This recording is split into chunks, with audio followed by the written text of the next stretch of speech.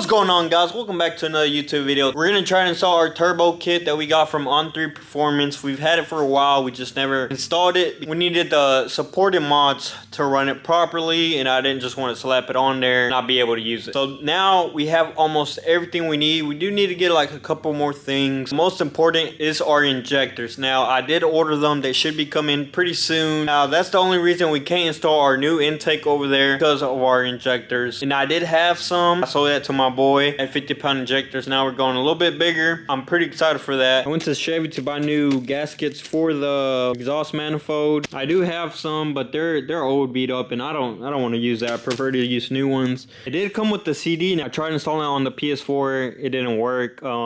And my computer doesn't read CDs, so I guess we're just gonna try to wing it. I know this one goes on the passenger side, and then the turbo goes on it, and I believe a bottom piece like a U goes to the other side. So we do need to order another header from On3 Performance, just so it looks good. We're gonna try to mount this. It is pretty heavy, so I'm gonna have to put the camera down, but I'm gonna mount this with the new turbo. I don't know if it supplied us with bolts or not, but I'm gonna look. This is what it came with, so I'm not exactly sure, but we're gonna try to figure it out. To remove some bolts, because when I got the motor from the junkyard, I didn't realize getting those two bolts that were stuck on the head are removed. Now we can do the exhaust. Like I said, we're just waiting for the injectors to slap on our intake, and then I believe that's about it. So let's get to it. All right, guys, so we just installed the header for the turbo. Now looks like we're gonna have to do a lot of relocating. As you can see, the turbo's hidden on this hose right here for coolant, and then some other hoses too. This one I was able to, here, if I move this out the way, let's put it over here. If you can see, this one I was able to run it right here, but it is hidden just a little bit. I think we can fix that, turning this around a little bit. And then this one, I might be able to just run that one like so, but I don't want it kinking, so we're gonna try to see if we can make those longer. Maybe y'all can help me with this. I do want all the hoses to be out the way. I was thinking about maybe running them all to one side and all the way back, but like I said, I'm not exactly sure yet. But as of right now, this is how it sits. I do need to try to relocate this so we have space for the turbo. All right, guys, we just got done installing this pipe down here. This is the one that goes, I guess they call it a crossover, it crosses over, but we ended up installing that, and then there goes that clamp right there. Y'all think I should just keep it with clamps or weld it? I really want to weld it. Positive we are gonna have to trim this up so we can, or move this forward, we can sit that in there. I need to paint this black as well, because I do not like the red on it. And we also need to trim this side. I believe that's where one of the pipes are gonna go in, and then another one over there. This one that goes this way will connect to our intake. I think the wastegate goes here. All right, guys, I figured it out. This one goes to the bottom, connects to the back of the turbo, and then after that, I'm pretty sure this connects to the one I just installed, and then this goes all the way back. So I guess we're gonna have it back there. And as you can see, now we only have it installed momentarily. I do have it somewhat tightened down, but not really. I just want to make sure fitment and everything. As you can see right there, it's kind of hidden, so we do need to raise it up. But once everything else is installed, it should be good. All right, guys, this is the next day. So injectors did come in, so we're just gonna put it all in one video. So here's the kit. Let me just show y'all. I'm in this fancy box. There you go. We got our 8 injectors, and then we have these pigtails with the lines and stuff. Pretty sure these are the same connectors like the ones we have on here.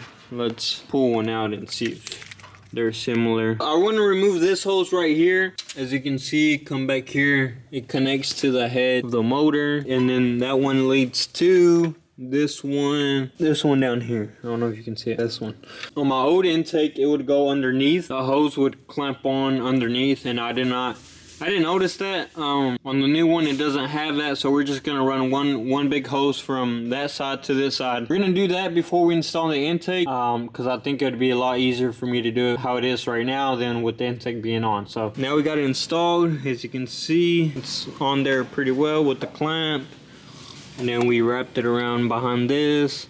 This should give it enough space. All right, guys, so after finally fighting with the intake, we had to do some modifications on the back. Hopefully it doesn't give us any problems when we go boost, because as you can see on this one, I knocked it out with a flathead and a hammer because it was too tight. So I just smacked the edges slowly and it came off. On the other one, it didn't have it, and then this one, the one we did, ended up breaking on the very far. I think it was already broken. I could be wrong, I don't know. But either way, some kind of glue sealant on there. It should hold fine. I tried moving it and it didn't go nowhere, so I think we'll be okay. And that one would be for your brake booster. That one goes to the back. Show y'all what I did for those who are wondering, want to get a TBSS intake. But like I said, you have to run your Corvette fuel filter, and then you have your 2 original lines. Well, for me it's 2. I'm not sure for your kind of truck. If your truck's similar to mine, then it'll have 2. And then all I did was I got me a hose temporarily. This is 1/2 inch, or no, I'm sorry, this is 1/4 inch inside to inside, and then I ran it to the original fuel line from the TBSS intake, and then onto the filter. On that side is 2 lines going out, on this side is 1, as you can see. This, if I'm not mistaken, this is the evap sensor. So on your old one, the normal intake, this came with the TBSS intake. I tried using it, but this would not clip on. It would not hold. It would be there, and then when I went to try to install the intake, it would come off. So I did not want to run this, so I just deleted it and ran a hose. Same thing, 1/4 inch hose. Your original line from your old intake should look something like, your old one should look like this. It will say evap service port. Line right here connects to the back of your motor. Line comes up where your other fuel lines are at. So you just remove this one. You won't need this one. I got a little confused, but you won't need this one or the one from your TBSS intake. Unless yours works, then you could use it, but mine didn't, so we're gonna trash those. And then, like I said, I just ran me a 1/4 inch from here to all the way back. I added all of them, these clamps. We're all good there. I'm trying to see if I added any other modifications. And then I also ran this. This one's a little bit bigger, if I'm not mistaken. I think this might be 1/2 inch. I don't know. Pretty sure it's run from the intake all the way to the back where the valve covers are at. And then on this side, all you have is your injectors. I've already bolted the bolts for the intake, manifold, and then all we have left on the intake itself is running our throttle cable. But we're gonna end up painting this black because I do not like the red look.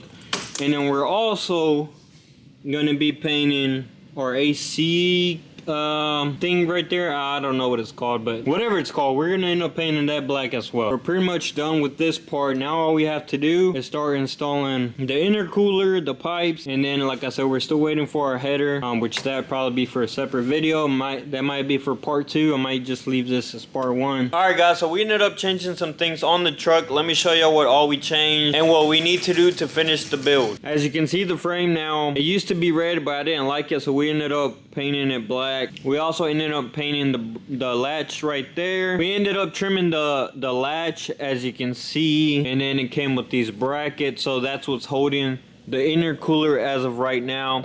It does have these brackets, but they do not sit, so I'm gonna try to get some custom made. All right, guys, so I figured it out. Let me show y'all what I did to make this fit. I did end up trimming this piece right here. It's if I'm not mistaken, I believe it's aluminum. I trimmed it out because it was hidden on there, but once it's on, it doesn't hit. So maybe you don't need to cut that off, but I did. Just so you know, I am running a bigger radiator and then your condenser. You have to do something with the transcooler. I'm not exactly sure where we're gonna place it, so that's kind of pending right now, but I'll figure that out. But since I do have the electric fans, which come out, that's probably what, 4 inches or so. Not exactly sure how much. Well, either way, it's hidden on the electric fan. So what I had to do was, as you can see right there, I had to trim some of it down so the pipe could fit. If I didn't have the electric fans, I think we'd have a better fit. But it looks like we're pretty much good. I do need to fix that clamp as it is tilted. But besides that, everything else looks amazing. I ended up running 2 clamps on each butt connect just because I'm afraid it's gonna come off. But I'm pretty sure that's what they sent too. We don't have a welder to weld this just yet, so that's gonna be pending. As of right now, we're gonna leave it like this. We also got this side. That's all good, tight, secured. And we also ended up doing this one, as you can see, focus. This one goes from the small pipe to the big pipe.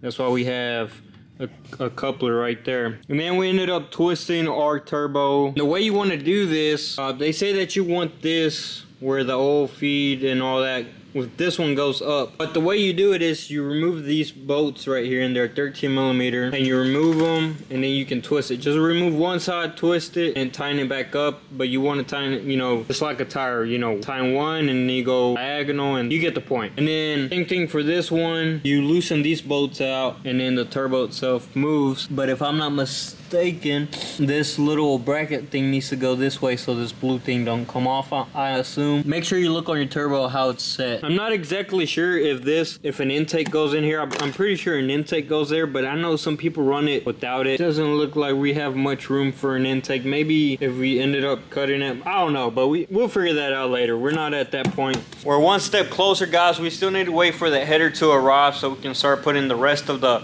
stuff on, but we're very close. The only other thing we have besides adding the lines is getting the wastegate put on, and then let's see what else we need. Pretty much just the wastegate and the line, the hot side of the exhaust. Pretty sure we should be very close to getting this thing done. Also need the fuel regulator and the boost control, but that'll be for a separate video, so y'all stay tuned. Alright guys, so now we're installing these plugins for the turbo. I believe, I don't know which one is which, I'm not gonna lie to y'all. We're putting the bigger one on the big one, and it comes with this little gasket. It came with the gasket for the turbo itself, and this one right here should be the one for the smaller one. This is the smallest one. This goes up top and goes down below. Now we're tightening it up. So alright guys, we've done a lot. My pops is gonna fabricate something so it doesn't, because you can see it's still, I mean, I guess it really don't move that much.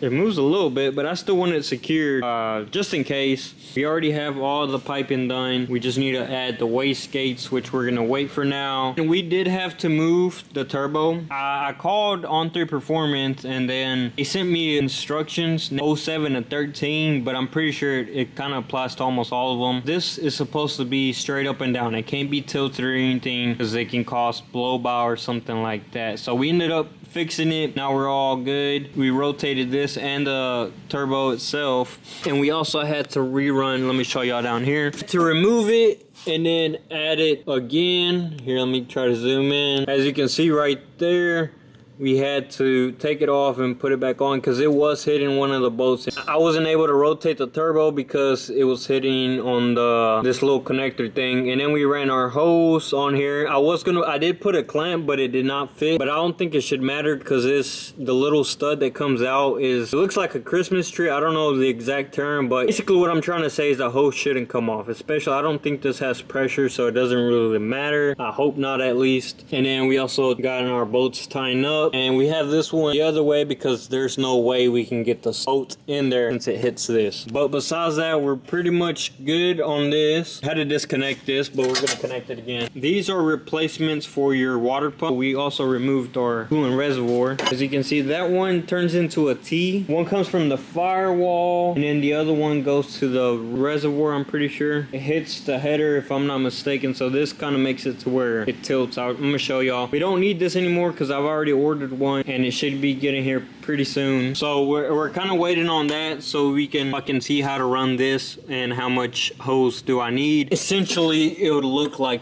this. You know, I just ended up here, let me zoom in, focus. Essentially grabbed the old hose, cut it out. It's about 2 inches of hose, and then, you know, I added it onto this, and then the little stud thing that's coming out, put some clamps on there, and it should be fine. For this one, I need a bigger hose, and then we can see how we're gonna run it to our coolant reservoir. Like I said, I'm not exactly sure how we're gonna do it just yet. We come from the firewall to the water pump, and then coolant reservoir itself. So we're gonna have to try to figure out how to do that. But alright guys, this is gonna be the end of the video. This is gonna be part 1 of part 2 I'm gonna try to make it in 2 sections. We have a lot that's going on right now on the build, so we're just gonna make it in 2 parts so it's not one long video. Y'all stay tuned for the videos. Like I said, I'm coming in with some heat. I'll be ready. Y'all have a 5.3 or wanting to get a single cab boosted or whatever it is, y'all have some questions, let me know. I can try to answer them. Like I said, this is my first Chevy build, so it's kind of new to me, but I am excited on how this baby will hold and see how many people I can gap or get gapped, who knows. But I'm just excited for it. Like I said, y'all stay tuned for the new video. But make sure you like, comment, subscribe, turn on post notifications, and don't forget to tune on the next video. Peace.